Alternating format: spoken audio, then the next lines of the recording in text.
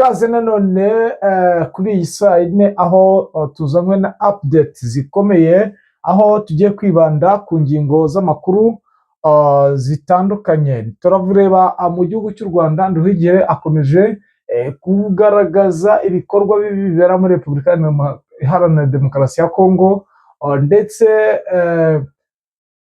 anavuga ko imiryango mpuzamahanga yose isa nkaho ishyigikiye ibikorwa bikorwa na leta ya Kinshasa. Ni mu gihe kandi ibintu bikomeje kuzamba ku butaka bwa Repubulika Demokarasi ya Kongo, aho turi burebe i Masisi, tukareba i Lubero, tukareba no muri Sud Kivu, tukareba uko byifashe mu Minembwe, aho ubona ko Croatia ihanganye na AFC ikomeje ibikorwa ndengakamere bihutaza abaturage. Ni mu gihe kandi mu rwego rwa diplomasi Amerika ikomeje kuba ishobora kuza gutakaza amasezerano yari yagiranye na leta iharanira demokarasi ya Kongo mu gikorwa cy'amasezerano y'amabuye y'agaciro, aho byavuzweho n'umwe mu baminisitiri bo muri iki gihugu cya Kongo.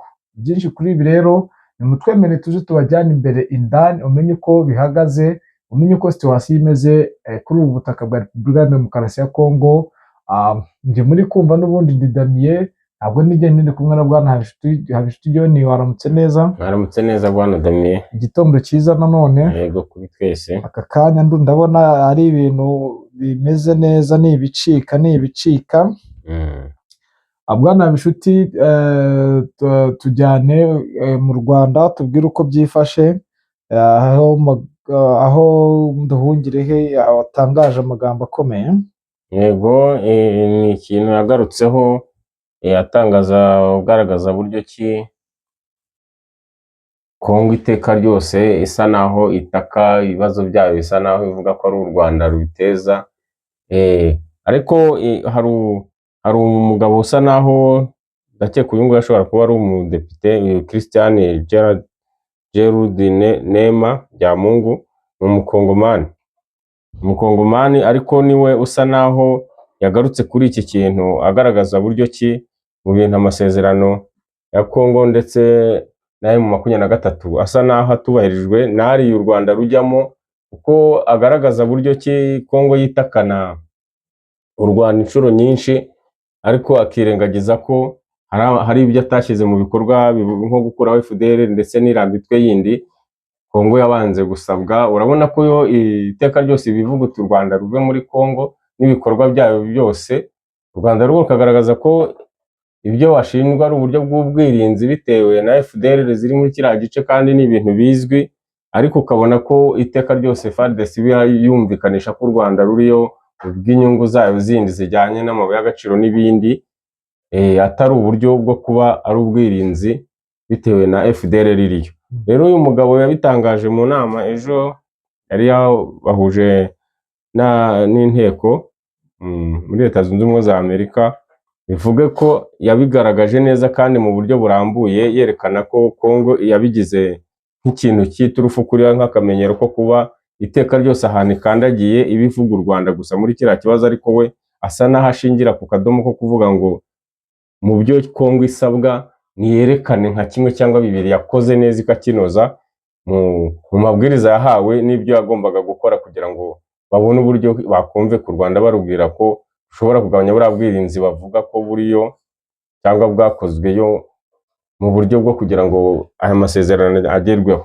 Rero urumva ko yabaye nk'ubyumvikanisha, atari intumwa y'u Rwanda. Akenshi ntibakundaga kubyumva iyo ari nka ambasaderi wacu wabivugaga cyangwa minisitiri. Nduhungirehe akenshi yabitangaje, urabona ko n'inshuro nyinshi yabigarutseho, ariko nta gaciro babihaga. Byanze bikunze bivuga ko iri jambo rishobora kuba nk'iry'ingenzi, kuko ryabaye nk'irivugwa n'umuntu noneho usa n'utabogamiye hano ku gihugu cy'u Rwanda, ariyo mpamvu ubona ko rishobora kugira icyo riza guhindura, kandi bimaze iminsi bivugwa cyane muri ziriya nama zose ziba Kongo ibazwa ko itubahirije kiriya kintu cya FDLR. Yes, nibyo, ibintu bikomeje kuba biri ku rwego rwo hejuru, aho nakubwira ko mbere yuko twinjira mu kibuga cy'imirwano, nakubwira ko sahiye ikibuga mpuzamahanga cy'indege cya Bujumbura mu Burundi cyitiriwe Melchior Ndadaye cyugarijwe n'ibibazo by'itumanaho bituma kenshi indege zijya kukigwaho zihindura ibyerekezo. Ibi bikaba bituma benshi bashidikanya ku mutekano wacyo. Ni ibibazo byagize ingaruka no ku ngendo z'abakuru b'ibihugu barimo na perezida w'u Burundi Evariste Ndayishimiye. Urabona ko bwana Habinshuti mu minsi yashize habaye ibitero za Kisangani, urabyibuka ku kibuga cya Kisangani n'ubundi cyitwa Banguka. Ibyo bikagaragaza bikanemezwa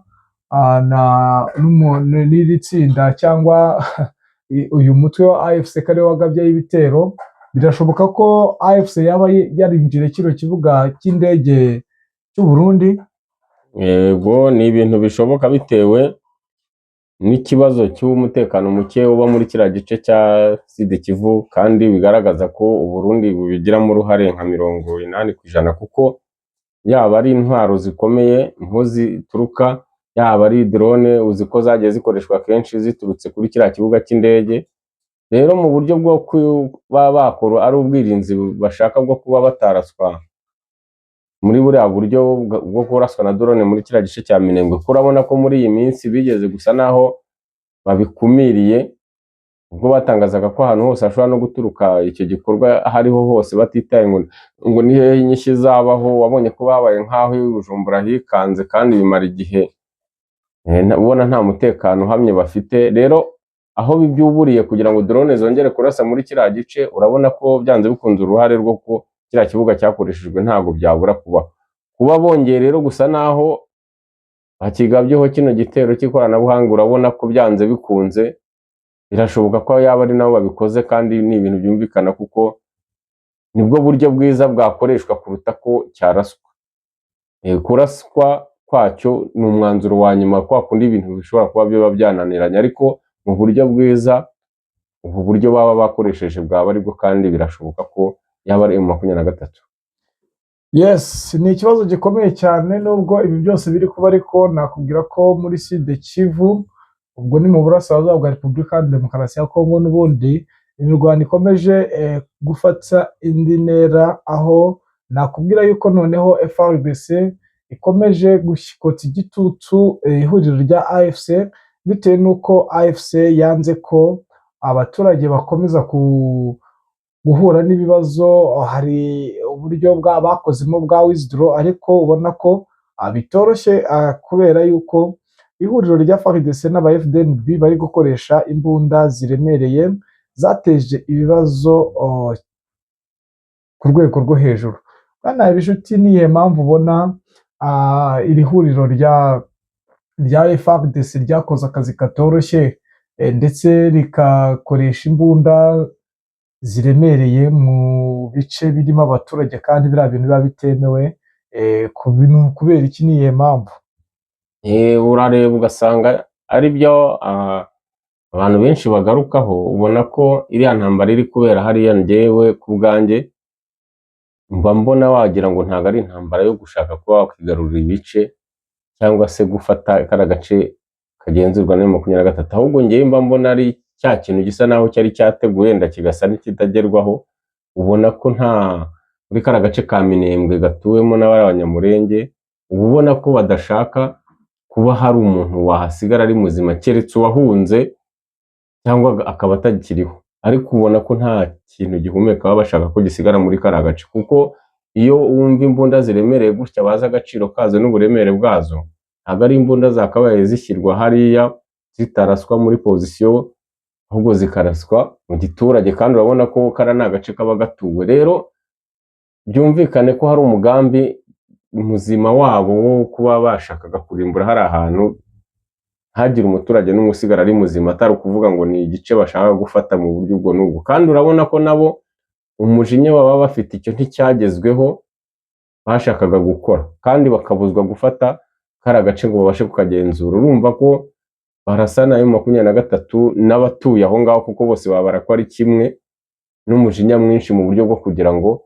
nabo base n'abandika ayo mateka kuko ari agace bagasibanganyije nta muntu ugihari witwa ngo ni umunyamurenge, mbese bumva ko badashaka ko hari agace bagira kabo biyitirira bagenzura, kuko urabona intambara ihabereye muri ibi bihe nta handi yigeze iba ngo itsimbarare ku rwego ruhambaye kuriya, ariko urumva n'inyito bashaka gukuraho yo kuvuga ngo ni agace ka Murenge gatuwe n'abanyamurenge, urabona ko bashaka ko kasibangana, kuko urabona ko buriya ni uburyo bwo kurimbura kuko hakoreshejwe imbaraga batigeze bakoresha mu zindi ntambara barwanya. Yes, ubu magingo ya FDNB ndetse n'igihugu cyabo bari kuvuga ko mu kurwana muri biriya bice bari kurwana na FRN.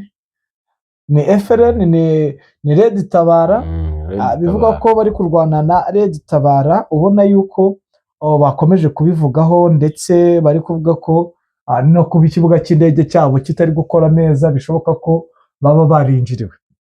Ibi ngibi rero biri kugaragaza neza ko habayeho gukupa. Urabona kugira ngo ingendo z'ikibuga cy'indege zigende neza bisaba ko habaho itumanaho rihuza abapilote n'inuza n'abari ku bibuga nyine baba bayobora, babifashijwemo n'uburyo bw'ikoranabuhanga burimo rodari na GPS. Ibi bigatuma bamenya neza ikirere barimo n'intera ibura kugira ngo bahagere. Abayobozi rero b'ibibuga by'indege bavuga ko ubu buryo bw'ikoranabuhanga bwatangiye gukora nabi nyuma y'aho hakuweho ibikoresho by'itumanaho byashyizweho n'Ababiligi bigasimbuzwa ibyakorewe mu Burusiya. Ibi byose byakozwe tariki ya 1 Gashyantare 2023 aho indege ya RwandAir yasubiye ku kibuga mpuzamahanga cy'indege cya Kigali ubwo yaburaga ibirometero 6 ngo igere ku kibuga cya Bujumbura, bitewe n'uko itumanaho hagati y'umupilote wayo n'abakozi bari ku butaka ritagendaga neza. Uwo munsi indege ya Falcon 900 yari itwaye perezida w'inama y'abaminisitiri ya Togo Faure Asazima Gasingambe n'abayobozi bari bamuherekeje, nayo yahinduye icyerekezo ubwo yageraga ikibazo cya GPRS ijya kugwa i Kampala muri Uganda. Iki kibazo cyageze no kuri perezida Evariste Ndayishimiye tariki ya 7 Gashyantare ubwo indege yavaga Abu Dhabi muri Leta Zunze Ubumwe z'Abarabu aho yasubiraga i Bujumbura, kuko nabwo itumanaho ryagenze nabi. Sosiyete z'indege zahuye n'iki kibazo zahamagaye ubuyobozi bw'ikibuga cy'indege cya Bujumbura zibusaba ibisobanuro, ubona yuko n'ubundi bitigeze bigenda neza. Ibi biravugwa ko iki kibuga cy'indege cyaba cyarinjiriwe ku rwego rwo hejuru, ndetse magingo aya bikaba bigaragaza ko isaha ku isaha iki gihugu cyahura n'akaga gakomeye. Ibi rero ni ibigaragaza intege nke ndetse n'ikibazo gikomeye, ubona yuko noneho intambara igiye gusubira ibubisi, akaba niyo mpamvu hariya Abarundi bari kujyana ratirare mu kurasa hariya mu Minembwe.